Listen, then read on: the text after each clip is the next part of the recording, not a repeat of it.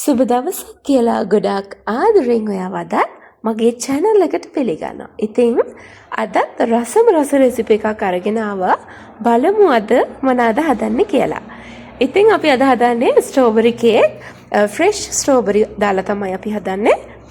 ඉතින් කේක් එකක් ඕනි වෙනවා. ඒකට අපිට බටර් ග්‍රෑම් 200ක් ඒ වගේම පාන් පිටි ග්‍රෑම් 200ක් සීනි ග්‍රෑම් 200ක් වගේම ලොකු බිත්තර 3ක් අරන් තිනවා. ඊට පස්සේ බේකින් පවුඩර්, ඊට පස්සේ අපිට ස්ට්‍රෝබෙරි ටිකක් ඕන වෙනවා. මෙතන ග්‍රෑම් 150ක විතර ස්ට්‍රෝබෙරි ප්‍රමාණයක් මම අරගෙන තියෙනවා.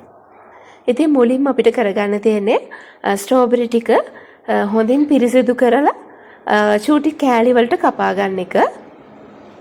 මේක ඇත්තටම ඩෙකොරේෂන් එකට වගේම අයිසින් එකටත් ඒ වගේම කේක් මිශ්‍රණයටත් ඕනි වෙන දෙයක්. ඇතර මේ ස්ට්‍රෝබෙරි කේක් හදනකොට ඉතින් කියන්න ඕනේ ඔයාට ස්ට්‍රෝබෙරි ගන්න බැරි නම් ස්ට්‍රෝබෙරි ෆ්ලේවර් එකක් එකතු කරලා කේක් එක හදාගන්න පුළුවන්. හැබැයි ෆ්‍රෙෂ් ස්ට්‍රෝබෙරි දානකොට ඉතින් තව රසය වැඩි.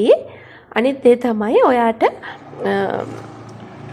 උඩින් මම දාලා තියෙන ස්ට්‍රෝබෙරි තැවරුම ගණාශයකට ඔයාට ජෑම් වගේ දෙයක් උනත් පාවිච්චි කරන්න පුළුවන්. ඉතින් මේ බලන්නකෝ කපාගත්තු ස්ට්‍රෝබෙරි ටිකට මම මෙතනදී සීනි එකතු කරගන්නවා.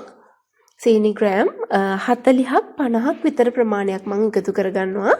ඔයා ගන්න ස්ට්‍රෝබෙරි ප්‍රමාණය සහ ඒකේ තියෙන ඇඹුල් රස අනුව ටිකක් එහෙ මෙහෙ වෙන්න පුළුවන් සීනි එකතු කරන ප්‍රමාණය. ඊට පස්සේ අපි ලුණු චූට්ටකුත් එකතු කරගෙන වතුර චුට්ටක්වත් එකතු කරන්නේ නැතුව බොහොම අඩු ගින්දරේ මේ සීනි සහ ස්ට්‍රෝබෙරි ටික හොඳින් ලිපේ තියාගන්න තමයි තියෙන්නේ. මේක හොඳට උයා ගන්න ඕනේ.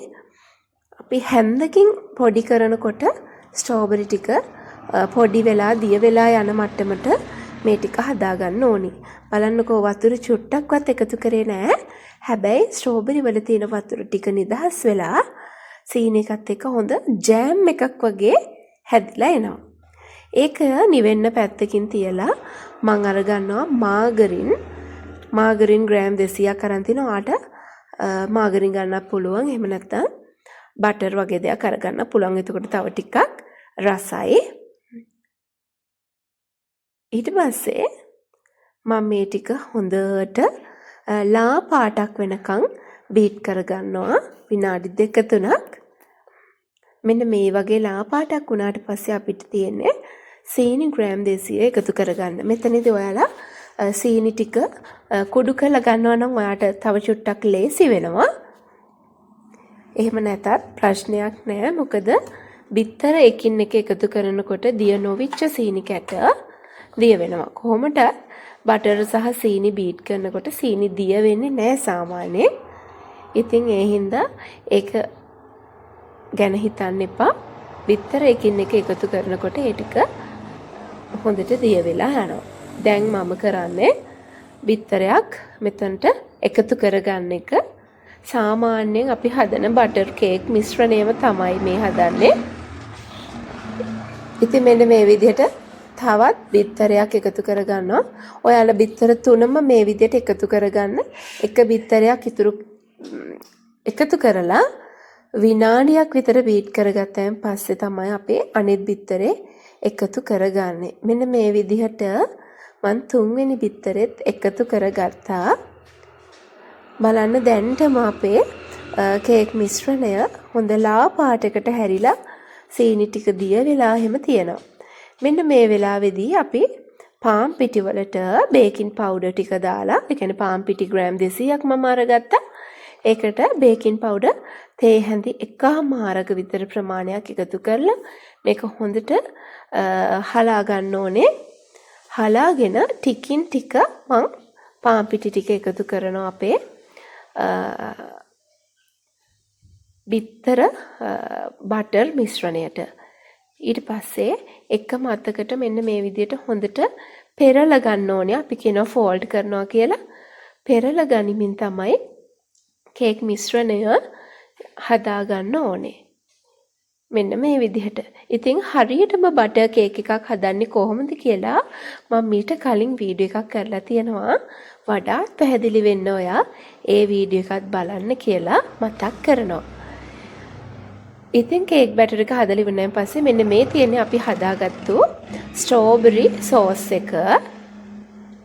මම මේකෙදී ගොඩාක්ම ස්ට්‍රෝබෙරි ටික ගොඩාක් පොඩි වෙනකන් පොඩි කරගත්තේ නෑ. තරමක කෑලි හිටින විදිහට තමයි මම ස්ට්‍රෝබෙරි ටික අරගත්තේ.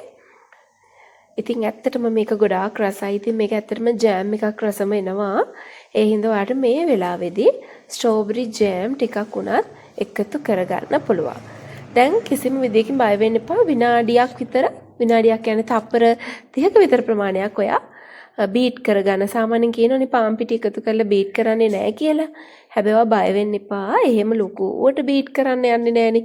තත්පර 30ක් විතර බීට් කරගත්තාම ඇති. දැන් ඔන්න මම කේක් මිශ්‍රණය හදලා ඉවරයි. අඟල් 8 තැටියකට තමයි මම මේ ටික මේ එකතු කරගත්තේ. ඊට පස්සේ හොඳට ටැප් කරගන්න මේසෙට 3 පාරක් විතර හොඳට තට්ටුවක් දැම්මම හරි. ඊට පස්සේ සෙල්සියස් අංශක 180 උෂ්ණත්වයට විනාඩි 40ක් විතර බේක් කරලා තමයි මම මෙන්න මේ විදිහට කේක් එක හදාගත්තේ. සමහරව මේකට කලරින් එකක් එහෙම ඇඩ් කරනවා. මම ඒව මොනවත් කරේ නෑ අද.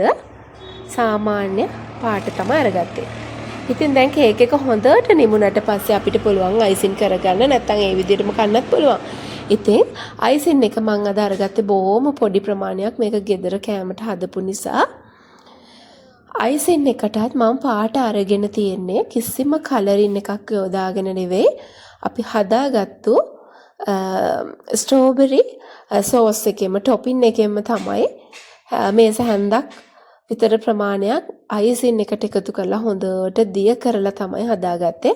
පේනවා ඇති ඔයාලට මේ අයිසින් එකෙත් පුංචි පුංචි ස්ට්‍රෝබෙරි කෑලි තියෙනවා.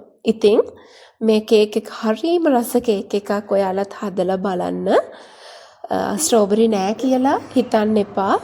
ඔයාට ඒ වෙනුවට ජෑම් දැම්මත් මේ හා සමාන රසයක් අරගන්න පුළුවන්. දැන් අපි හොඳටම නිමිච්ච කේක් එකේ ඔයාට පුළුවන් මේක සෑන්ඩ්විච් කරන්නත්. එහෙම කරයි නැතත් ප්‍රශ්නයක් නෑ. මේ වගේ උඩින් විතරක් අයිසින් තවරලා ඔයාට මේ කේක් එක හදාගන්න පුළුවන්. මෙන්න මේ විදිහට. ඊට පස්සේ මම තව චුට්ටක් ඉතුරු වෙලා තියෙනවා මම හදාගත්තු ස්ට්‍රෝබෙරි මිශ්‍රණයේ ටොපින් එක. ඒක මම ලස්සනට මේ විදිහට උඩින් අතුර ගන්නවා. තවර ගැනීමක් කරන්නේ. ස්ට්‍රෝබෙරි කෑලි හැපෙනකොට ඇත්තටම ගොඩාක් රසට තියෙනවා මේ කේක් එක. සාමාන්‍යයෙන් අපි කන බටර් කේක් එකකට වඩා මට මේක ගොඩාක් රසයි. මොකද විශේෂතම දේ තමයි අපි කලනින් වර්ගයක්වත් කිසිම රසකාරකයක්වත් අමුතුවෙන් දැම්මේ නැහැ. ස්වභාවික ස්ට්‍රෝබෙරි රසයෙන් තමයි කේක් එක සම්පූර්ණයෙන්ම හදලා ඉවර කරේ. දැන් මෙන්න මේ විදිහට ස්ට්‍රෝබෙරි ටිකක් තවර ගත්තා. ඔයාට ඒ වෙනුවට ජෑම් යොදා ගන්න පුළුවන්. ඊට පස්සේ මම ඉතින් ඉතුරු වෙච්ච ස්ට්‍රෝබෙරි ටික නැවතත් ලස්සනට අතුර ගන්නවා මෙන්න මේ විදිහට. ඒවා ඉතින් අත්‍යවශ්‍ය නැහැ. ඉතින් ලොකු අයිසින් ක්‍රම දන්නේ නැත්නම් ඔයා එහෙම නැත්නම් ඒ වගේ දේවල් කරන්න කම්මැලි නම් මෙන්න මේ වගේ දෙයක් කරලා බලන්න. පෙනුමත් ගොඩාක් හොඳ පෙනුමක් තියෙනවා. ඇත්තටම මේ වගේ කේක් එකක්, ඒ කියන්නේ ෆ්‍රෙෂ් ස්ට්‍රෝබෙරි වලින් හදන කේක් එකක් කඩෙන් ගන්න ගියොත් ගොඩාක් මිල අධිකයි. ඒක ඔයා දන්නවනේ.